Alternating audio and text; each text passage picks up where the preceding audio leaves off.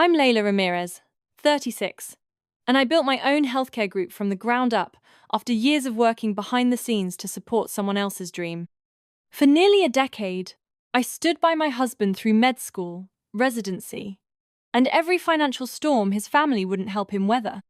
But when he collapsed and landed in the ICU, and they threw me out, saying I wasn't family, I made a decision that changed everything. Have you ever felt erased by the very people you gave everything to? If you have, I'd love to hear your story in the comments. You're not alone. Before I dive into what happened, let me know where you're watching from. And if you've ever had to reclaim your voice after being pushed aside, tap the like button and subscribe for more real stories about quiet strength and setting boundaries. Because what came next wasn't what they expected. I met Daniel in a chemistry lab during our sophomore year. He was late to the first class, flustered, missing his safety goggles, and asked to borrow mine. I said no. Then I noticed the ink smudge on his collar and how carefully he was trying not to let anyone see that his notebook was actually half a stack of recycled printer paper clipped together. By week 3, we were studying together almost every night. Back then, we were both broke and too stubborn to admit it. I worked weekends at a bookstore and evenings at the student help desk. Daniel was delivering food at night and doing early shifts at a physical therapy center. We used to joke that the only time we'd ever be rich was when we could afford laundry service and a full night's sleep. He was smart, the kind of smart that made professors pause mid-lecture to ask his opinion. But he was always tired, always worried. I found out later that his family didn't help with tuition, not because they couldn't, but because they didn't think he needed it. It builds character, his mother once told me. We didn't raise our son to expect handouts. She said that in front of me the first time I met her. We were 22. She offered me a glass of water, not even lunch, and told me point blank, Daniel needs to stay focused. Relationships complicate things. I said nothing. Daniel squeezed my hand under the table, like that would make it better. We moved in together the summer before med school.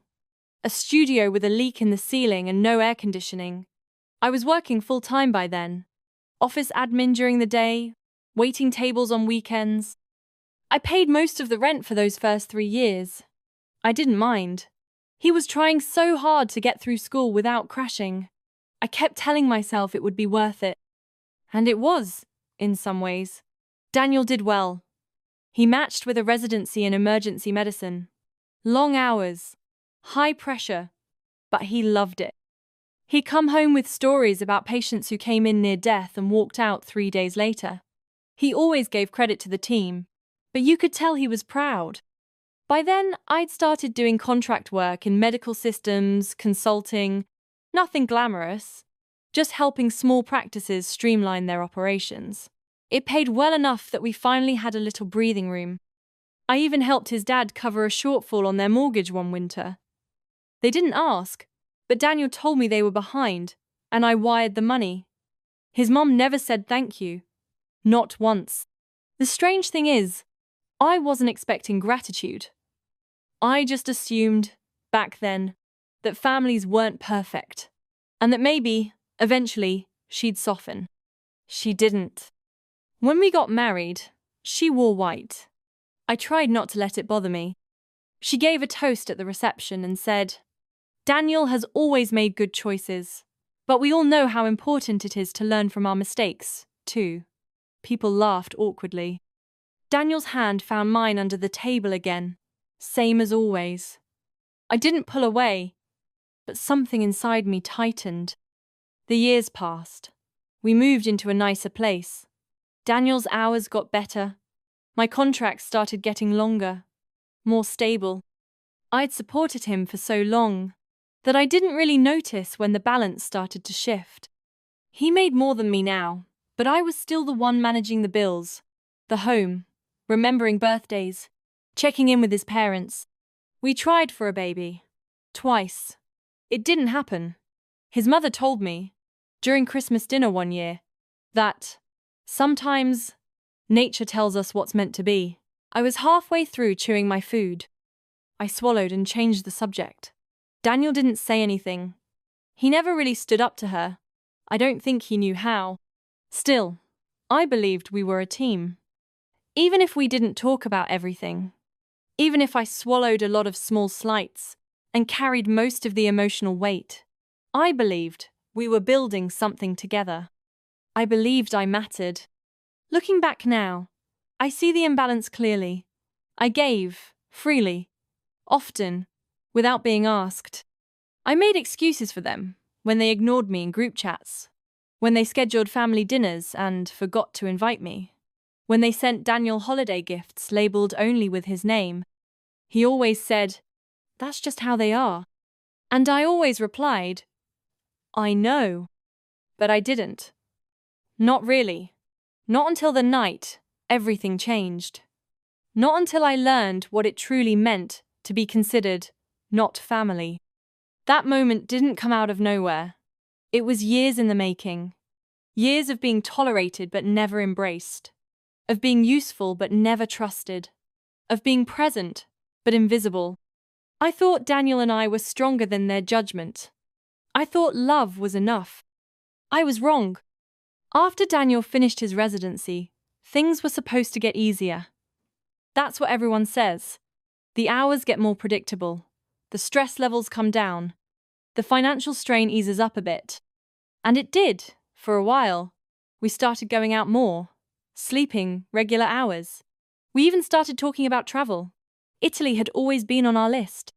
But around the same time, his mother started calling more often. At first, it was under the guise of checking in. How's the job? How are you sleeping? Do you like your new supervisor? Then it shifted to comments about our apartment. It's small, don't you think? You know, if you were living closer to us, we could help you get into a real neighborhood. Things like that. Then she started visiting. Unannounced. I'd come home from a client meeting and find her in my kitchen, rearranging my spice rack. She'd open the fridge and say, "Oh, you don't cook from scratch?" Once, I caught her going through our mail. She held up a utilities bill and said, "Still paying this much? You really should let Daniel handle this stuff." I mentioned it to him later that night. He laughed. "She's just trying to be helpful." It was easier not to argue, so I didn't. We hosted Thanksgiving that year. Small group. Just a few close friends, and of course his parents. I spent 2 days cooking. Got up early. Cleaned everything. Made the kind of meal people post about. Daniel's mother walked in, looked around, and said, "Wow, this is ambitious. Are you sure it's not too much for you?" Dinner went smoothly, or at least I thought it did. Until dessert. She was on her second glass of wine, and she said it casually. So casually you could almost miss it. If Daniel didn't have to carry so much weight at home, he'd probably already be a department lead. I looked up. She didn't look at me when she said it. She just kept cutting her slice of pie. Daniel cleared his throat. "Mom, can we not?" That was it. No defense. No correction. Just that. I stared at him. He wouldn't meet my eyes. I stood up, quietly took my plate to the kitchen. No one followed me. After everyone left, he told me not to take it personally. "She's old-fashioned," he said.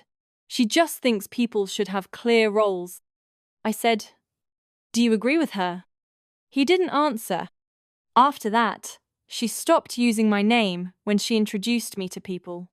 At a wedding we attended together, she told someone I was just Daniel's wife, then laughed and added, "But she means well." I heard it. So did Daniel. He didn't correct her. Things that used to feel like minor annoyances started to build. She'd comment on what I wore. "Oh, that's very comfortable." She'd bring up other women Daniel had dated, usually ones with more traditional careers. "You remember Emily, don't you? She's a pediatrician now.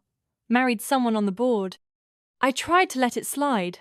I told myself she didn't mean anything by it. But deep down, I knew. There was this one time Daniel was out of town for a conference, and I offered to drop off something his mom had left at our place. It was just a coat she'd forgotten. She invited me in. I stayed for maybe 15 minutes. As I was leaving, she asked if Daniel had ever considered seeing a therapist. I said I wasn't sure. Why? She said, "Well, I just wonder sometimes if he's tired. Like he's carrying too much. He's always had this tendency to pick projects." I stood there, coat in hand, trying to figure out if I'd just been called a project. When I told Daniel about it, he laughed. "She doesn't think that. You're reading into it." But I wasn't. I could feel the shift. She started inviting him to things without including me. Birthdays, family dinners, church functions. When I asked why I wasn't invited, she said, "Oh, I assumed you'd be working." She always assumed that. And she was right. I did work a lot, but not because I didn't want to be around. I worked because I'd built a career from nothing, because I'd supported both of us for years, because I didn't want to depend on anyone. Still, the message was clear. I was outside the circle. Daniel stopped noticing, or maybe he chose not to notice. He stopped asking if I wanted to come to his parents' house. He stopped suggesting we do things as a couple. He still loved me. I don't doubt that. But he started acting like peace was more important than honesty, like keeping things simple mattered more than keeping things fair. And his mother knew it. She could see he wouldn't push back. So she pushed harder. The comments turned sharper, more direct. One Sunday brunch, she looked at my hands and said, "You really should start moisturizing more. You're not 25 anymore." Daniel said nothing, just kept eating. There's a kind of silence that feels like agreement, like abandonment. I started staying home when they had family gatherings. Not because I wasn't invited, technically I was, but because I didn't want to sit through another meal where I had to pretend I didn't hear what I heard. And then came the text. It was a group thread. Daniel, his parents, his sister, and me. His mum sent a message about an upcoming family weekend. It ended with, "We'll keep it just family this time." I stared at it for a long time before replying. Daniel said it was a mistake, that she didn't mean it like that. But I knew she did. I'd spent years giving. To him, to them. I'd helped them when they were struggling. I'd supported Daniel while he chased his dreams. I'd taken every hit she delivered and kept my mouth shut. But now the cracks were showing. And no one, not even Daniel, was stepping in to stop it. It was the beginning of something I didn't have words for yet, but I could feel it. I was being edged out, quietly, deliberately, and no one was going to admit it. It was a Wednesday. Daniel had worked a double. I remember because he called me on his break and asked if I could bring him a protein bar from the pantry, the one with the blue wrapper. He sounded tired, but not unusual for him. I told him I'd leave it by the front door so he could grab it when he got home. That was around 4:30. At 8:12 p.m., my phone rang. Unknown number. I almost didn't answer. A nurse told me Daniel had collapsed in the ambulance bay. Stroke. They'd rushed him straight to the ICU. I didn't ask questions. I just grabbed my bag, locked the door, and drove. I don't even remember the red lights. By the time I got to the hospital, he was already in surgery. An ICU nurse met me at the front desk. She asked my name, checked her clipboard, then said, "He's being stabilized. You can wait in this room here. Someone will update you soon." I sat in that cold, too bright room alone. No clock, no news, just the steady beep of some machine down the hall, and the occasional sound of wheels rolling past. After maybe 40 minutes, a doctor came in and gave me a status update. They were doing everything they could. It didn't sound good, but it wasn't final. Then I heard the voices, loud ones, familiar ones. His parents. His mother was already upset when she walked in. "Where is he?" she demanded. The nurse pointed toward the OR wing and said something I couldn't hear. Then she saw me. She froze for a second, then said, "Why are you even here?" I stood up. "Because I'm his wife." She didn't blink. "You're not blood." I looked at the nurse, trying to explain. "I'm listed on his file. I brought him here." His mother turned to the nurse, sharp and controlled. "She doesn't make decisions. We're his family." The nurse hesitated. She looked confused, unsure of what to do. I reached into my bag, pulled out my ID, my insurance card, our marriage certificate. I had it scanned on my phone just in case. I held it out. His father said, quietly, "Let's not make this a scene." And that's when security came. 2 men. Polite, firm. One of them said, "Ma'am, we're going to have to ask you to wait in the public lobby." I said, "You don't understand. I'm not just some girlfriend. I'm his wife." The other one said, "I'm sorry, but you're not listed as next of kin. His mother is on file." I turned to the nurse. "I was just speaking to someone from the surgical team. They knew who I was." She avoided my eyes. "There's been a change in instructions." I didn't yell. I didn't argue. I just picked up my bag and walked down the hallway. The public lobby was mostly empty. A couple of people asleep in chairs, one man pacing and talking on the phone. I found a spot near the vending machine and sat. I didn't cry. Not yet. I just stared at the out of order sign on the snack machine and tried to figure out how any of this was happening. At some point, someone must have updated them. I never found out exactly what time, but around 1:15 a.m., a nurse came into the lobby, found me, and said, "Mrs. Ramirez?" I stood. She paused. "I'm sorry. Daniel didn't make it." I asked if I could see him. She hesitated. "You'll need to ask the family." I nodded. I sat back down. An hour later, his parents walked past me, not saying a word. His mother held a tissue in one hand, a clipboard in the other. I looked at her. She looked at the elevator. They never invited me in. I stayed there until sunrise. Around 6:30, a janitor came by and asked if I needed anything. I asked if there was a quiet place I could sit for a few more minutes. She showed me a side room. I sat there alone, called no one. I didn't even tell my sister until later that evening. I couldn't get the words out. I just sent a text. "Daniel died last night. I wasn't allowed in." She called me instantly. I didn't answer. The hospital issued a formal report the next day. Stroke, due to a previously undiagnosed arterial condition. Sudden. Aggressive. He was 34. His parents made all the arrangements. I wasn't included in any planning. I asked if there'd be a memorial service. His mother said, "Family only." I asked if I could help with costs. She said, "That won't be necessary." The obituary listed his education, his work history, and his family. Parents, sister, grandparents.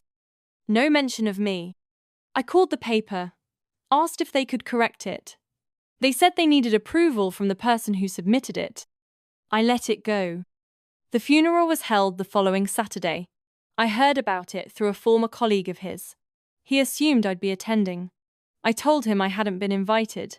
He was quiet for a long time. Then he said, "I'm sorry. That's wrong." I didn't go. Instead, I went to the beach. Daniel had always said he wanted to retire near the water. I brought one of his old hoodies, the one with the faded logo from his college gym. I sat on a bench for hours, just holding it. At some point, my phone buzzed. A message from an unknown number.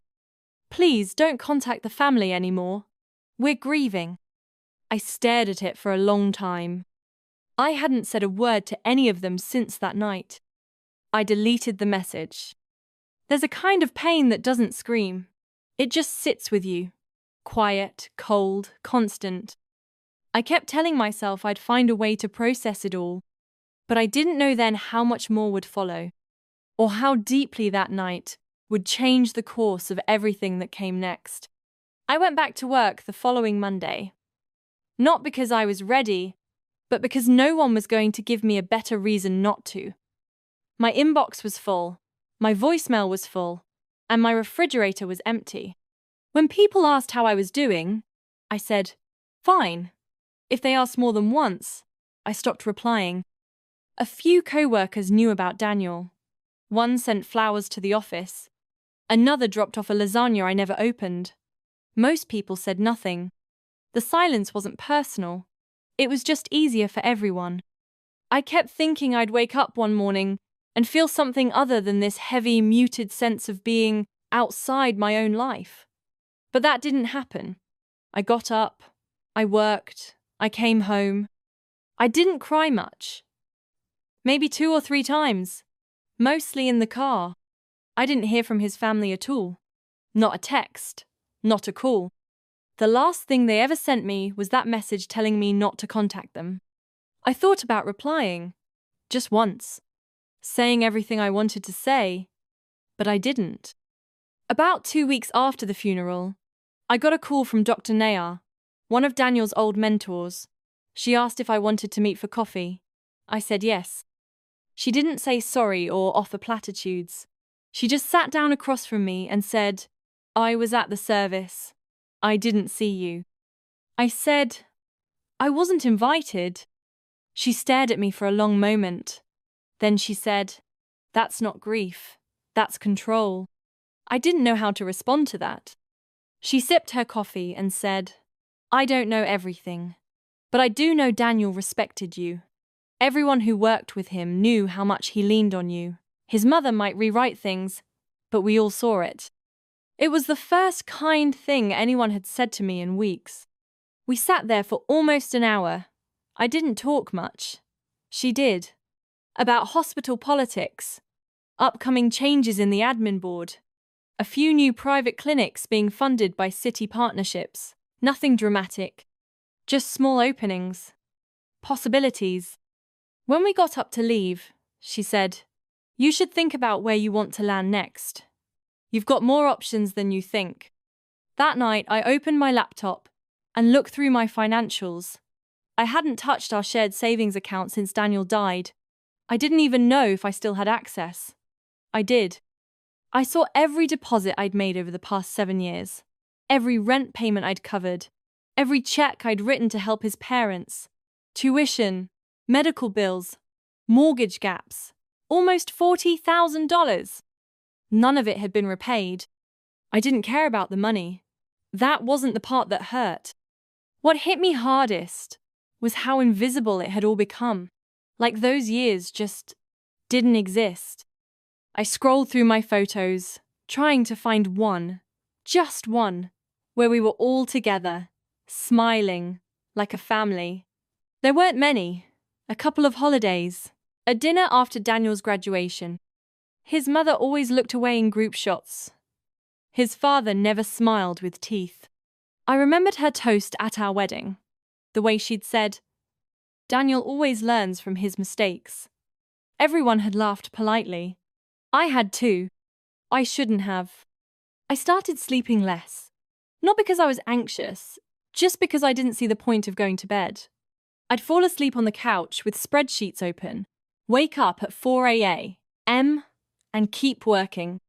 My contracts were steady, but I wanted out. I didn't want to keep helping other people build clinics and systems that undervalued their staff. I didn't want to keep pretending I didn't notice the way women were sidelined in every single board meeting. I wanted to do something different.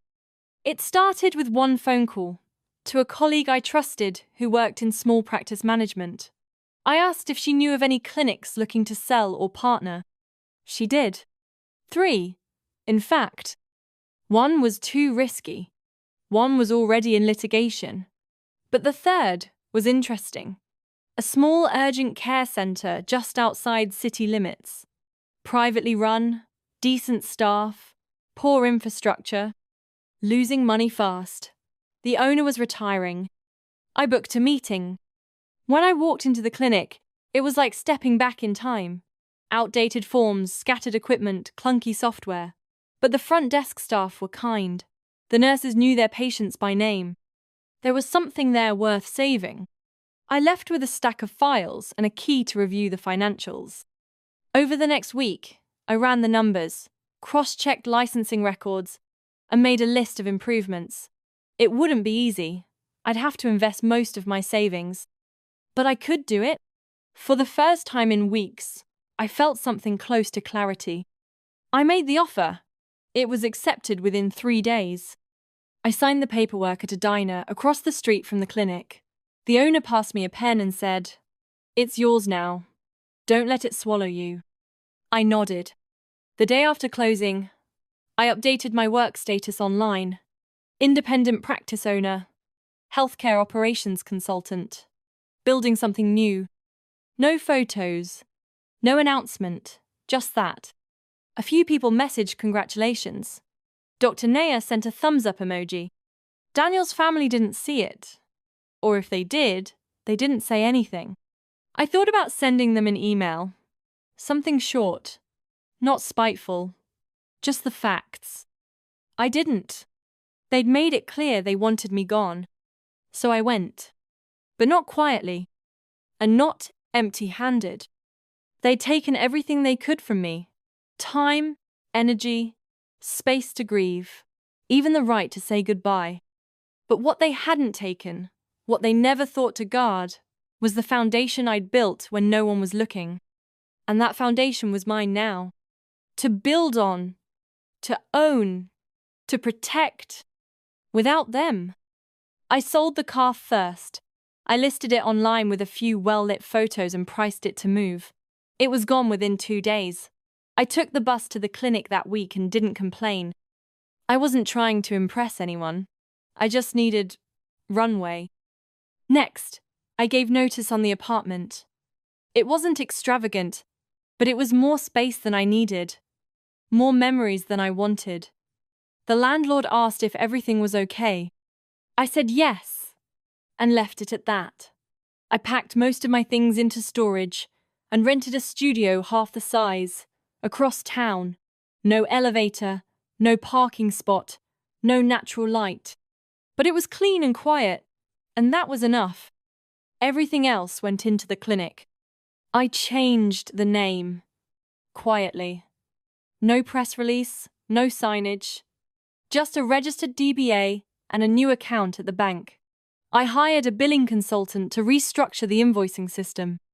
Hired 2 part-time front desk staff to replace the overwhelmed office manager. Moved records onto a cloud-based system. It wasn't glamorous work. I spent nights fixing broken links in the scheduling software, researching compliance updates, writing policies no one would ever read. But it gave me something to hold on to. Something real. The patients noticed. Slowly. One woman came in and said, "This place feels different. Less anxious." Another told me it was the first time she'd ever gotten a call back about her lab results.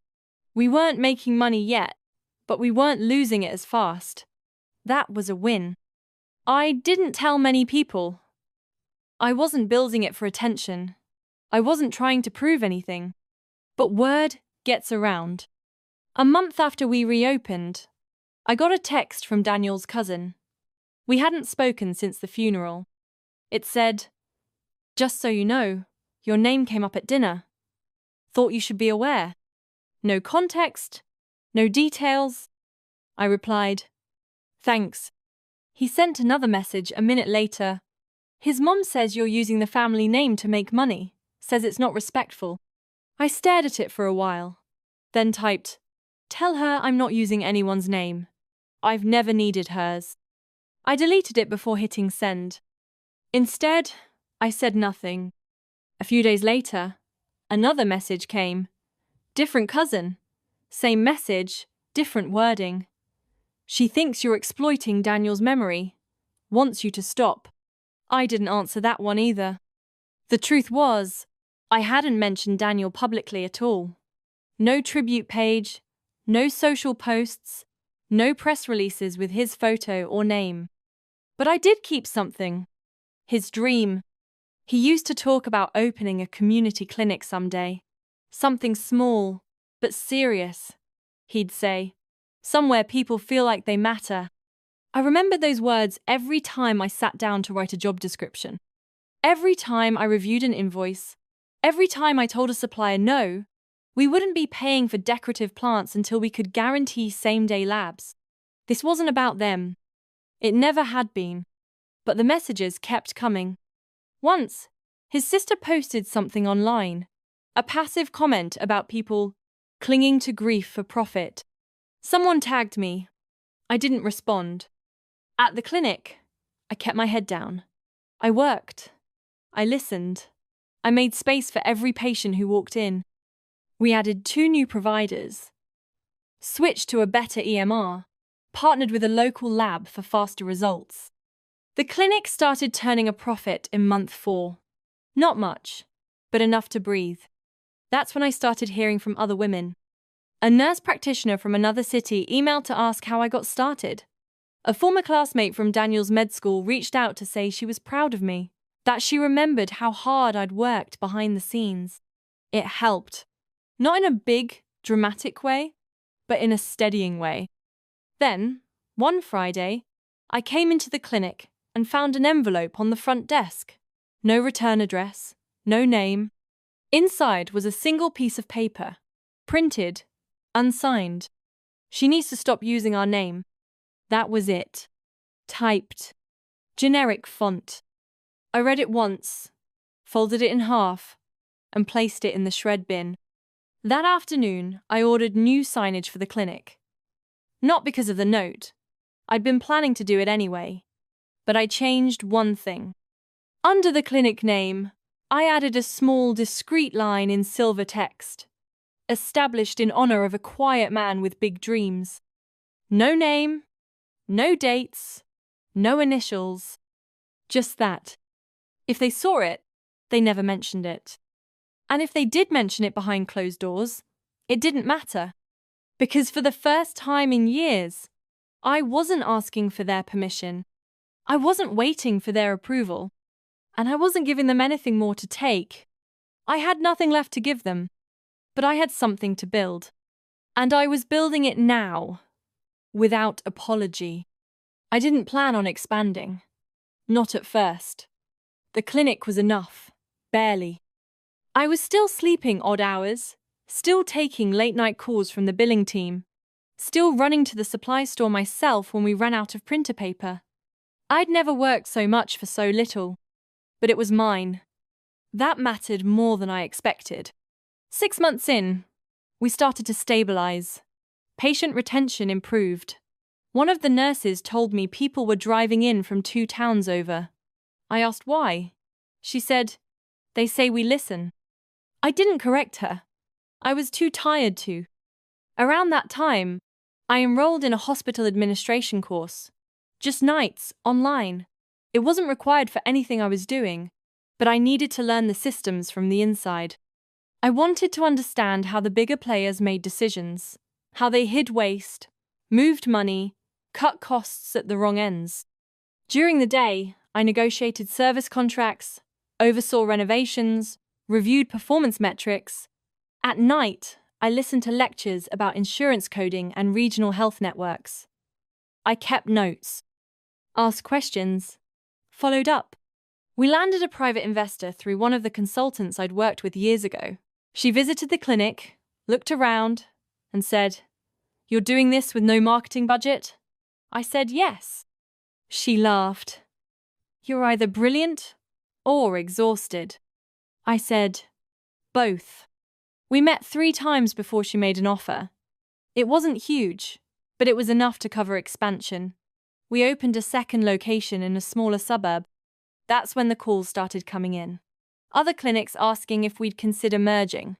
Most of them were struggling. Too small to compete, too old school to adapt. I listened to every pitch, took every meeting, said no to almost all of them. But one offer stood out. A mid-sized practice, mostly family care, with solid staff and terrible systems. Their director was retiring. The team wanted to stay but didn't want to run it themselves. I made a counteroffer, lower than they expected, but fair. They took it. The paperwork was signed in under a month. The morning after we announced the merger internally, I got a call from a contact at the city's public health department. I hadn't spoken to her in over a year. She asked if I could meet the following week. I said yes. We met at a downtown building I hadn't been to since before Daniel died. She got to the point quickly. The city was preparing to close a hospital. Not the biggest one, but still. Too many violations, too few updates. Staff turnover had made things unstable. They needed a private buyer, someone who could take it on without gutting it. She slid a file across the table. I didn't have to open it. I already knew. It was the same hospital. The one where Daniel had died. The one where I'd been told to wait in the lobby while his family signed the forms. I looked down at the folder and asked, "How soon?" She said, 60 days. Maybe less. I nodded. I didn't ask who else they'd spoken to. I didn't need to. When I got back to the clinic, I sat in the break room and stared at the vending machine. Same type as the one from that night. Same little red sticker that said, "Exact change only." I called my lawyer, asked for a draft LOI by morning. I signed it later that week. Quietly. No press. No announcement. Just a clean agreement and a timeline. The first time I walked through the building as the new owner, I took a different entrance. Not the ER, not the lobby. I came in through the back, where staff used to clock in. The floors were the same. The walls hadn't been painted. The chairs in the waiting room still had that same uncomfortable slope. Nothing had changed, but everything had.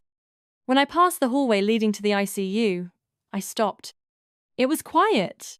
I could still see the spot where I'd stood, back against the wall, phone in hand, waiting for someone to call my name. They never had. I walked further down, past the nurse's station, into the room they'd once made me leave. It was empty now.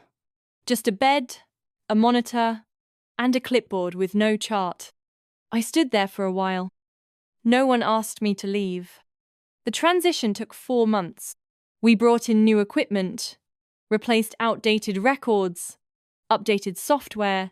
Staff were skeptical at first. Some left. Others stayed and adapted. I sat in on training sessions, talked to every department head, made rounds once a week without a clipboard, just to listen. We didn't plaster the building with new logos. I didn't change the name.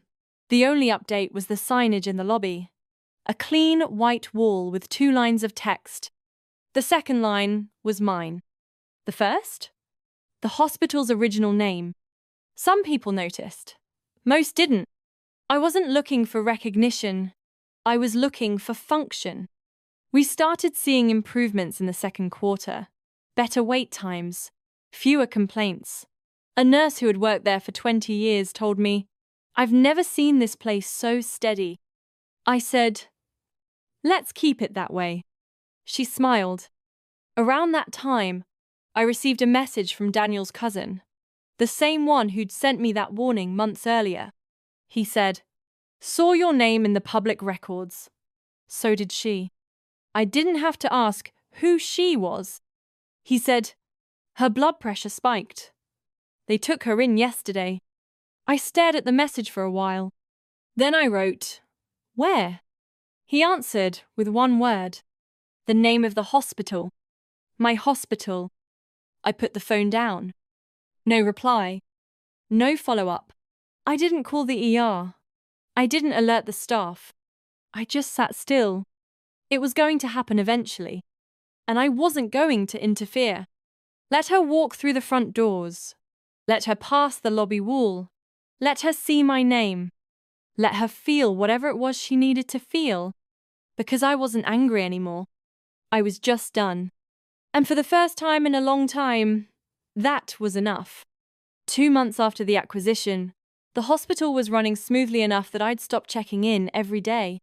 I had a capable admin team, reliable leads in every department, and enough on my plate with the two smaller clinics we were still trying to stabilize. But I still showed up twice a week. I walked the floors, took notes, listened to staff, made quiet corrections when needed. Not because I had to, but because I knew what happened when no one paid attention. That morning was normal. I'd gotten there early. The elevator was slow, as usual. I grabbed a coffee from the break room, nodded to a few nurses, and settled in for a department budget meeting. Then someone knocked on the glass. It was Marcus, one of the ICU nurses. We'd only worked together a few months, but I trusted him. He stepped inside, lowered his voice, and said, "We have a new admit, stroke protocol. But there's something you might want to know." I put down my pen. He continued, "Patient's name is Evelyn Farrow." I didn't react at first, just blinked once. Then I asked, "Room?" He told me. I stood up. I didn't rush. I didn't need to. She was already checked in, stabilized, and resting. I reviewed the intake notes quietly. Her blood pressure had spiked at home. Numbness, confusion, slurred speech. Her daughter had called the ambulance. I hadn't seen her in nearly a year. Not in person. Not since the night they walked past me in the hospital lobby without saying a word. I walked down the hall. Slowly. When I stepped into the ICU corridor, I didn't go straight in. I paused near the nurse's station, looked toward the wall that faced every visitor before they entered. It had gone up 2 weeks earlier. A clean, brushed metal plaque with 2 lines of text. D. Farrow Memorial Group. CEO, L. Ramirez. I hadn't chosen the placement, but I hadn't objected either. Her room was quiet. A soft beep from the monitor. Dim light. She was propped up slightly, eyes closed, face pale. I stepped inside. She didn't recognize me at first. I stood near the foot of the bed, reading her chart, watching her breathing pattern. Then her eyes opened. She blinked a few times, looked around, looked at me. Her forehead wrinkled, like she was trying to place me. Then her gaze shifted past me, out into the hallway. I turned slightly, just enough for her to see the plaque through the open door. Her eyes followed it, read it, then came back to me. She stared. "You?" Her voice was barely audible. I nodded once. She blinked again. No emotion at first, just confusion, then something colder, recognition. She tried to say something else but couldn't. Her hand trembled against the blanket. I didn't move. She closed her eyes. When she opened them again, her voice cracked. "Will you stay?" I didn't answer. I checked her IV line, looked at her oxygen saturation, flipped the chart back to the nurse's notes. I said nothing. Then I walked out. But I didn't leave the floor. I stayed nearby, spoke to her nurse, made sure every instruction was followed, every scan double-checked. I upgraded her room to private, requested a neurology consult from one of our best specialists. She would get the highest standard of care we offered. Not because she deserved it, but because it was my hospital now, and that meant doing things right. That night, I told no one. Not my staff, not my friends, not the investors. The next day, I checked on her status remotely. No complications. Speech returning. Appetite weak, but improving. She stayed for 6 days. I passed her room twice. Each time, I kept walking. She didn't ask again. Her discharge summary included a note. Patient inquired about ownership, appeared emotionally affected. That was all. I never spoke to her directly. But on the morning she was discharged, I found something in my office mailbox. No return address, no envelope, just a folded sheet of paper. One line, written in uneven handwriting. I didn't know what I was doing that night. No name, no apology. I didn't keep it. I shredded it without reading it again. Some things don't need closure. They just need distance. In the weeks that followed, I thought about whether I'd made the right decision, letting her stay, ensuring she was cared for, refusing to engage. There wasn't a dramatic confrontation, no last-minute confession or scene in the hallway. Just a woman realizing, for the first time, that I wasn't the one who had been erased. And she wasn't the one holding the pen anymore. She walked out of my hospital on a Tuesday morning. Her daughter pushed the wheelchair. I watched from the administrative office window, far enough that she couldn't see me. She paused for a second at the entrance, looked up at the building. Then she kept going. She hasn't been back. And I haven't looked for her. Whatever she wanted, regret, acknowledgement, maybe even forgiveness, I didn't owe it. She'd made her choices, and I had made mine. I didn't need her to understand them. I just needed to keep walking forward, without waiting for anyone to catch up. It's been a year. We hit our performance targets 2 quarters in a row. Our patient satisfaction metrics are the best in the district. The ICU turnover rate has dropped by half. We're not perfect. We never will be. But people are staying longer. Patients are getting answers faster. Staff meetings don't feel like interrogations anymore. The board asked me if I wanted to apply for a state-level grant. It would mean publicity, press releases, maybe even a few interviews. I told them I'd think about it. I still wear the same badge. It just says, L. Ramirez. No titles. Most patients don't know who I am. That's by design. Every so often, someone will notice the plaque in the lobby, the one with Daniel's name. They'll ask, was he your father? Or your brother? I always say the same thing. He was a good doctor. That part's true. He was smart. He listened. He cared. Not just about diagnoses, but about people. The last few years of his life were complicated.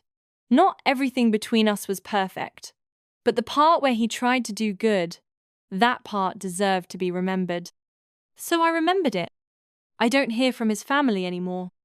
Not since the hospital stay. No calls. No letters. No online noise. Just silence. It used to bother me, how easy it was for them to cut me out.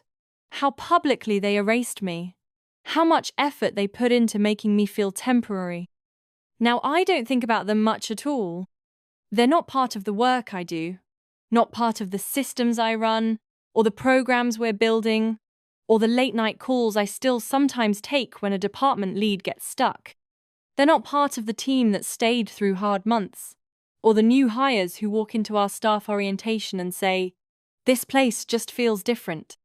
They're not part of the patients who cry in gratitude because someone finally took their pain seriously.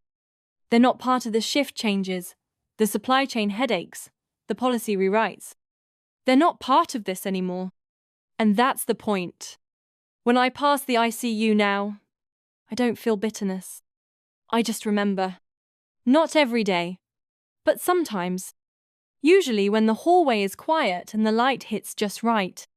I remember how it felt to be told I didn't belong. How it felt to sit in the lobby while the person I loved was dying just down the hall. How it felt to hand over proof of my life and be told it didn't count. And then I remember something else. I remember that this place isn't like that anymore. I remember that no one else waits in that lobby without updates. That partners, spouses, chosen family, anyone who matters to the patient, gets a seat, gets a voice. I remember the nurse who told me last month, "We don't do locked doors unless there's a reason. Everyone's someone to someone." And I remember Daniel saying, once, early in our marriage, "I just want to be the kind of doctor I'd trust with my own mum." He didn't say that often, but he meant it. So that's what we built. A place where people are seen. A place where the past doesn't get to decide the future. A place where no one gets thrown out. That was the legacy I chose. Not revenge. Not payback. Just something better. Not for them. For everyone else. And for me, because in the end, I didn't need an apology. I didn't need them to understand. I just needed a place that worked the way it should have all along. And now I have it. It's not loud. It's not flashy. It's not something most people will ever write about. But it matters. And it's mine. Thanks for sticking with me through the end. Have you ever been shut out by people you once bent over backward for? Did you stay silent, or did you find your own way forward? Tell me in the comments. I read every one. And if you've ever had to rebuild your life after being pushed aside, hit that like button and subscribe for more real stories about taking your power back, one decision at a time. Until next time, take care of yourself first.